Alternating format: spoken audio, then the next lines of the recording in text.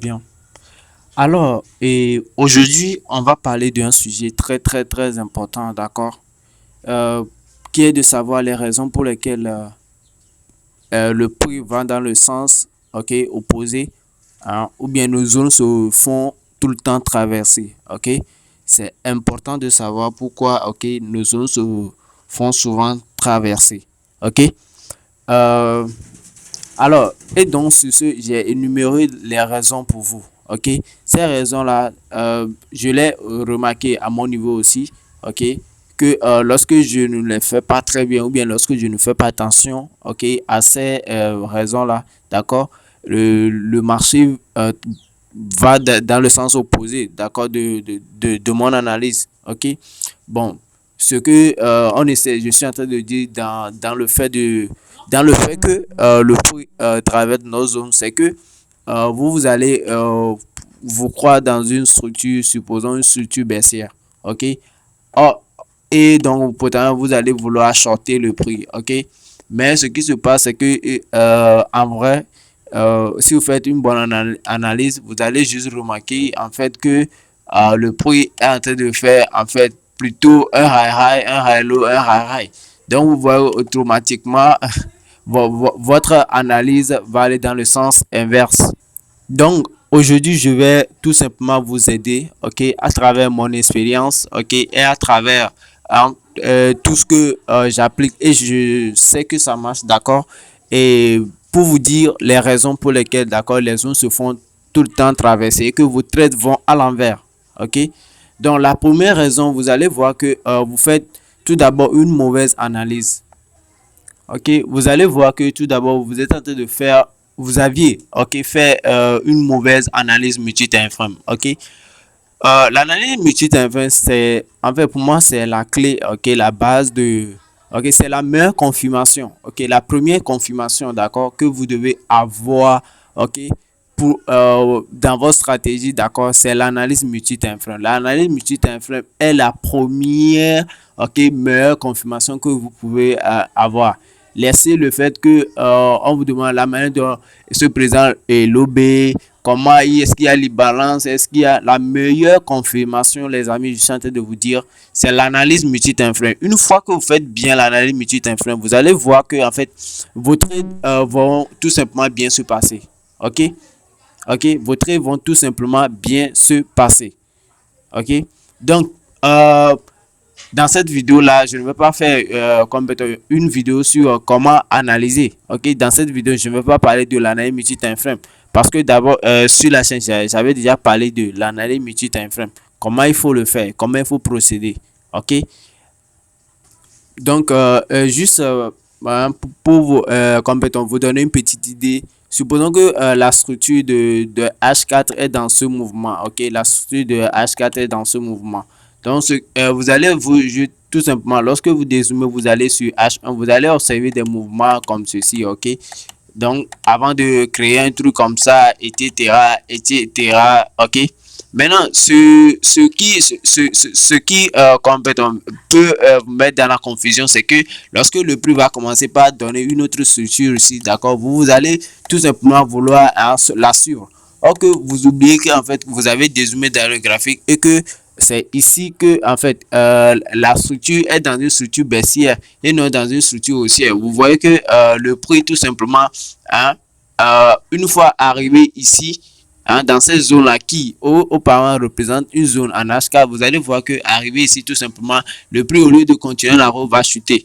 Là vous allez vous poser la question, mais pourquoi hein, en fait ma zone qui se trouve ici hein, il y a l'imbalance, il y a l'OB, il y a toutes les confirmations. En fait, je vous ai dit la meilleure confirmation, c'est l'analyse multi-time frame. Si le prix doit aller à la baisse, on s'en fout de ce qui se crée ici, vous, les OB que vous pouvez voir. Le prix va tout simplement chuter. OK? Donc, ça, c'est quelque chose sur laquelle j'aimerais mettre l'accent. D'accord? Ça, c'est très important. OK? Donc, allez-y, suivez la vidéo. J'avais même fait 2 vidéos sur ça, sur la chaîne. OK? Sur comment faire une bonne analyse multi-time frame. D'accord? Maintenant, nous allons voir la deuxième raison. OK? Qui découle directement de la mauvaise analyse multi-time frame. Donc, vous voyez que la seconde raison, c'est tout simplement que ça découle directement de la mauvaise analyse multi-time frame. Ok, lorsque vous faites une mauvaise analyse multi-time, forcément vous allez choisir comme les mauvaises zones d'entrée. Ok, les mauvais OB, les OB qu'il ne faut pas, qu'il ne faut pas choisir. Ok, donc c'est important parce que en fait, les bons B que vous devez prendre doivent aller où dans la direction, ok, du flow institutionnel, ok. Ce n'est pas des OB que vous allez trouver, je ne sais pas moi, par hasard sur le graphique. Non, les OB sont juste là pour nous comme étant des points d'entrée, mais le plus important c'est de savoir la direction où va le marché, et c'est en fonction de ça vous allez définir vos OB et vos zones d'entrée, ok. Ben, là, nous allons tout simplement voir la troisième raison, ok, qui découle également du fait que hein, les trades vont dans vos sens inverses. La troisième raison que je note ici, c'est le mauvais emplacement du stop loss. Ok, lorsque vous choisissez le mauvais OB, automatiquement, vous allez choisir un mauvais emplacement du stop loss. Ok, donc vous voyez que une seule raison, ok, peut vous amener à commettre plusieurs plusieurs erreurs. Vous voyez, il suffit que vous faites une mauvaise analyse multi-time frame, forcément vous allez choisir le mauvais OB, ok, qu'il faut prendre, et forcément vous allez mettre votre stop loss au mauvais endroit, parce que le stop loss vous allez le mettre par rapport à l'OB, et ce OB vous allez le définir par rapport à votre analyse multi-time frame. Mais si vous faites une mauvaise analyse multi-time frame, vous allez voir que automatiquement les deux là qui vont suivre vont être mal positionnés. Et franchement, ça fait très très très mal de savoir que lorsqu'on se positionne, le prix va dans le sens inverse. Je sais ce que ça fait, d'accord? Donc ça fait très très très mal.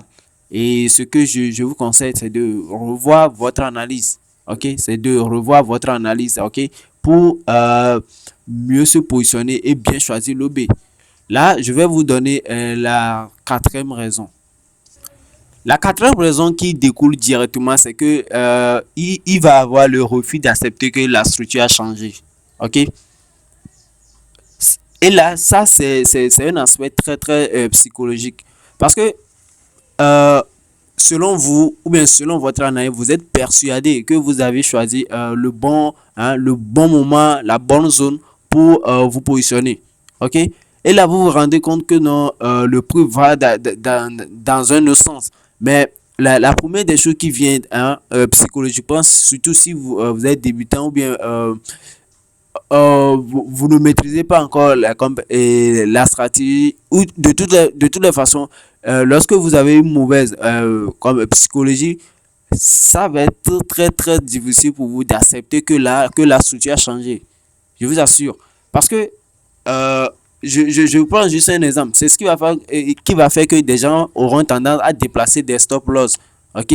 Parce que vous êtes tout simplement dans une structure baissière, le prix vous sort dans la zone, hein, au lieu d'accepter que bon, la structure est déjà cassée, qu'il faut tout laisser, les gens prolongent, ils prolongent le stop loss, ok.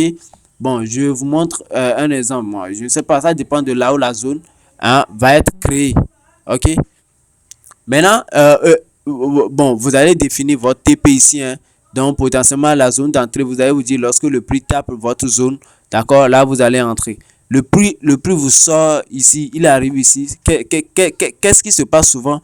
Ok, vous allez déplacer votre stop loss, vous allez vous la déplacer. Ouais, donc ça entraîne d'accord une mauvaise psychologie, parce que je ne sais pas, ça dépend de la manière dont vous allez voir la structure, d'accord.